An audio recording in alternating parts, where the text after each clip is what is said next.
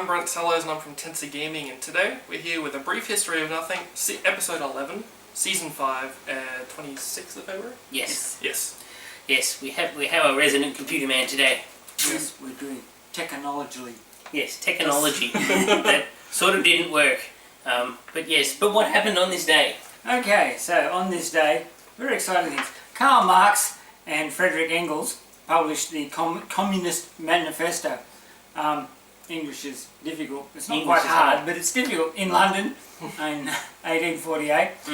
President Woodrow Wilson learned of the Zimmerman telegram. Well, Zimmerman telegram was a telegram sent by Minister Zimmerman of the German embassy in the United States to his opposite number in the Mexico, in the German embassy in Mexico, saying for the in Mexico, the minister there, to go and talk to the Mexican government about forming an alliance with Germany in World War I, and for Mexico to attack the United States, and Germany would promise Mexico the world.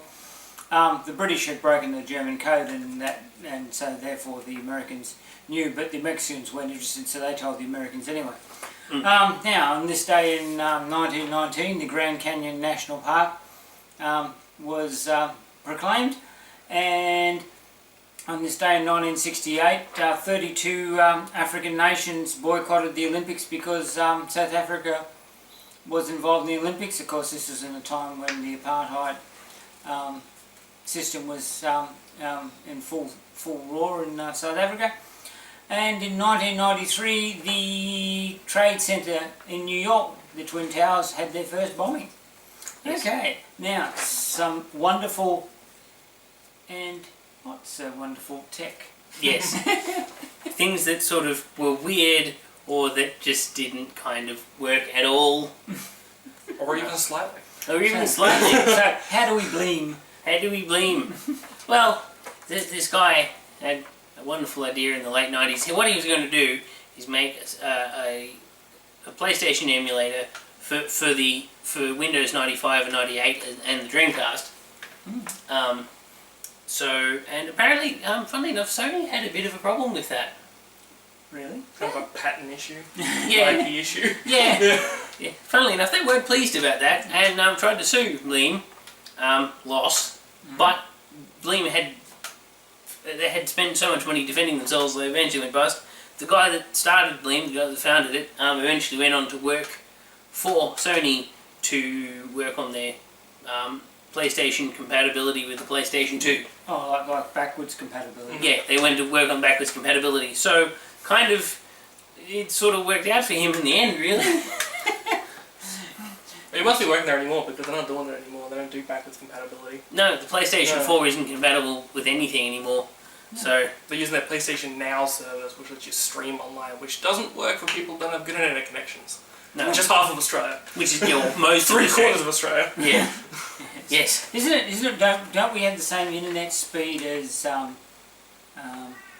like ranked in the 50s at top internet speed? It's ridiculous. Yeah, it's one of the Eastern European countries. You think, oh, that's a backwater. Yeah. They have better internet speed than we do. It's like Zimbabwe or something. Yes. Anyway, so the next one we're going to talk about is the Disney sound source, because in the early 1990s, they had Sound Blaster and Ad-Lib sound cards, and they were ferociously expensive. Yes, back in the day when if you wanted to play a CD on your computer, you had to plug your CD drive directly into your sound card for that to work. Remember when CD drives had like play and skip buttons on? Yes. Those were the days. Era of the beige box. Yes. And so Disney, and obviously came out, sided with some manufacturer, but they came out with basically a box that plugged into your printer port, your parallel port, that it was basically a speaker box with Mickey Mouse smears on it. and so you would use this for you playing Disney educational games, with Goofy and Daffy, but not Daffy Duck, wrong franchise. Donald Duck and Mickey Mouse and all the rest of them. Yep. But eventually games like Doom and Wolfenstein 3D Because when you think of Disney, you think of Doom, don't you? You think of Doom, you think of Wolfenstein, you think that of would be Duke interesting. Nukem. A box with nice little mouse ears and, you know, the sound of mass murder coming out of it. Yeah. It's a good combination. No. I wonder how many traumatised and distraught children there are in the world. Not enough. Not Anyway. enough. Joking. Okay. So, how un-PC is the Barbies and Hot Wheels? Well, PCs. PCs. Paratrooper computers, who don't exist anymore, for this very reason, mind you, decided to team up with Mattel and make pink computers, Barbie computers for girls, and blue Hot Wheels computers for boys. Okay. Small form factor desktops. And yeah, they were really badly overpriced. Like in today's money, they would be worth $1,500, like adjusted for inflation. Well, computers were badly overpriced in the early 1990s and late 80s. I mean, when 386s first stuck their ugly head above the water, a basic 386 was going to cost you about $1,100 Australian. Yeah, but we get screwed on price, however. Well, the worst part was these kids' computers weren't able to do anything at all. You were paying for a brand more than anything else. Yeah. So they can sit in the corner, look pretty, and do nothing. Yeah, Exactly. pretty much. And of course, they prone to overheating because they had a fan in them. And like, fan. A fan that was only about yay big. Yeah. So, fan. about the size of basically the center, almost like a rosette size, like this big. So yeah, it was about slightly bigger than an avocado pip. Yeah, basically. Well, talking about things sitting in corners, what about the Bell Packard Bell corner PC? Yeah, Packard Bell thought they'd be really good, and what they would do is they'd get a square computer, right? Right, that would sit in a corner. If it wasn't for the fact they put all the I/O on the back. But of course. So you put it in the corner when you weren't using it, and then you pulled it off. And plug everything in. Yeah, and plug everything in. Because that's convenient. Yeah, That's in very convenient. Forward thinking. Yes, although you take your extremely heavy CRT monitor from 1995 on top of it. Yeah, because that's convenient. Builds muscle. Yes. So you don't have to go to the gym, you just need to move your computer in and out. See, forward thinking again. Yes. The other problem was, well, you also get stretching exercises because, like, you had the square PC, and then you had like the disk drive on one side, and then the CD drive on the other. So you had to reach around to get to them. Of course. Which, The total workout. It doesn't make complete sense to you. It's the total work. See, they were trying to get into the fitness market is that what you call it? via computer. So all those people have spent hours in front of the computer. Well, it's quite an untapped market for fitness, isn't it? So you just didn't get it. So it was the Wii Sports before the Wii Sports. No, but the Wii Sports was cool. Yes. Well. Yes, except if you did it near an open window and people couldn't see what you were doing, you were just acting like an epileptic in your lounge room. That could be considered cool to some people. Or the Dance Dance. Was it the PlayStation 2? I think at the Dance Dance Revolution map. I think. God, yeah. Yes. So you'd be dancing around your lounge room and people would look at you weird. Yes. Anyway. Oh, you're supposed to have a PlayStation when you do that. Yes. Oh, that's what I've been doing wrong. You've been on the cheap version. I've just been dancing around the lounge. See you later. Okay, now, who needs fire starters when you can have a Galaxy 7 Note? Yes, Galaxy Note 7. Worked really well. Great specs and everything. It's just they went a bit. They skimped a bit on the batteries. So if you decide you want to like charge your phone, charge your tablet as you have want to do. Really? Yeah. No. No. No. No, let's you use just a sit there watch so I get a new one.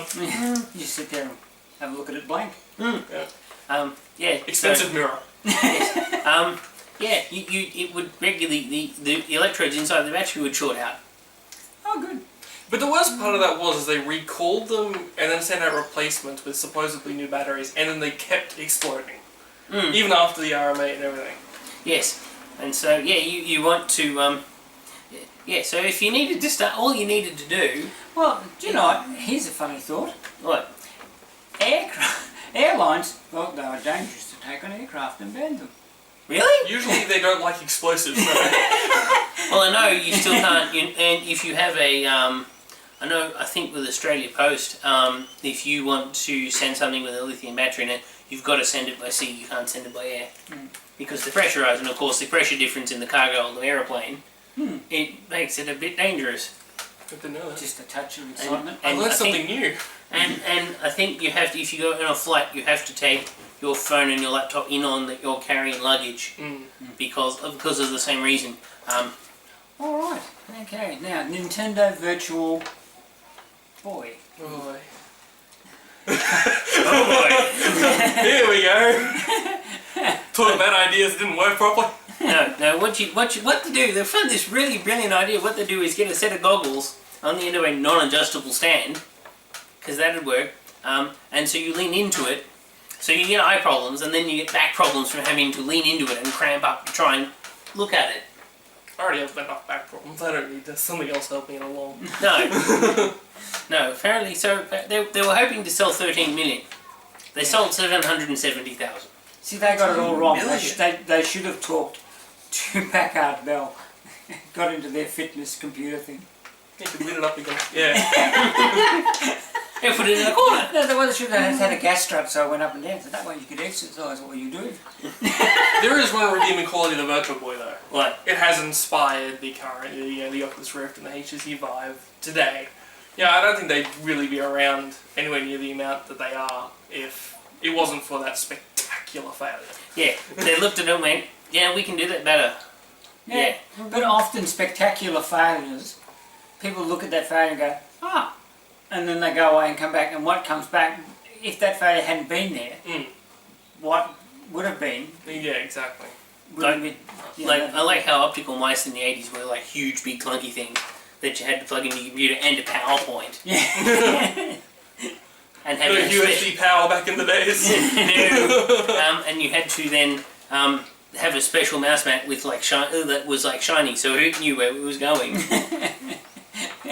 Did your mouse get lost? Anyway. Okay, Google Glass.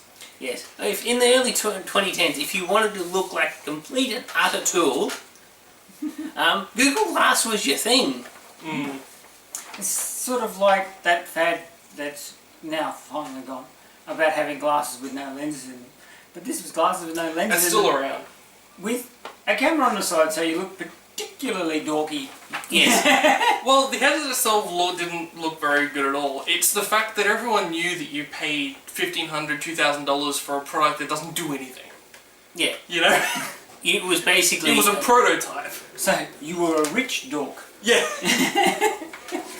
Yeah, and there's nothing people hate more than a dog.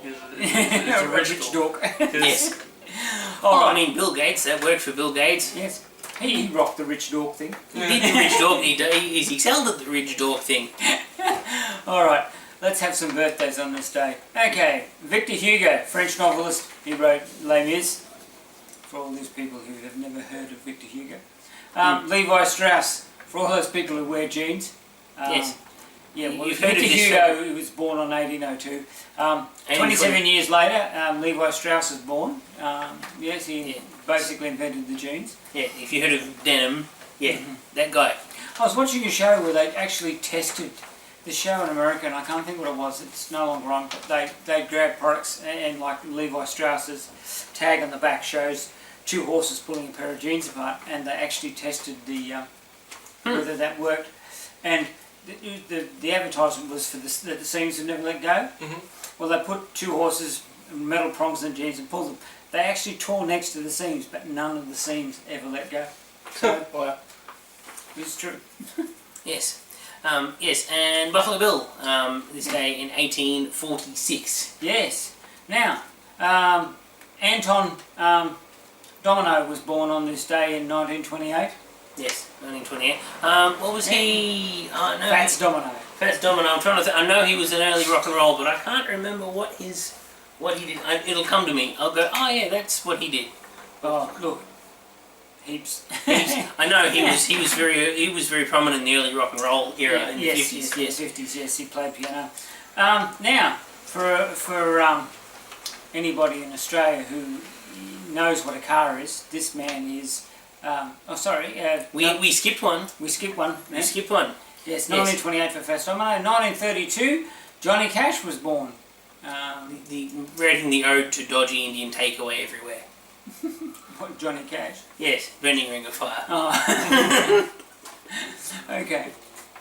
Yes, and in 1945... Peter Brock was born. He's a legend in Australian motorsport. Anybody who knows anything about cars in Australia knows who Peter Brock is, and most people who know nothing about cars know who Peter Brock is. In Australia. Very prominent motorsport, yes. As the nickname of Peter Perfect, won Australia's premier sedan race, the Bathurst 1000, a record 9 times.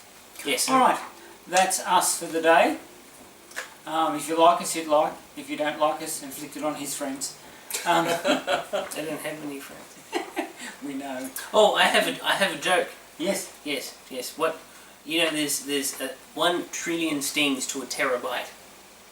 What? There's 1 trillion stings to a terabyte. Okay. I'll take your word for it. Yes. Is that a serial joke? Do we get to laugh next week? Yes. Okay. Yes, that is. Alright. We have cookies. Bye-bye. Bye. See ya.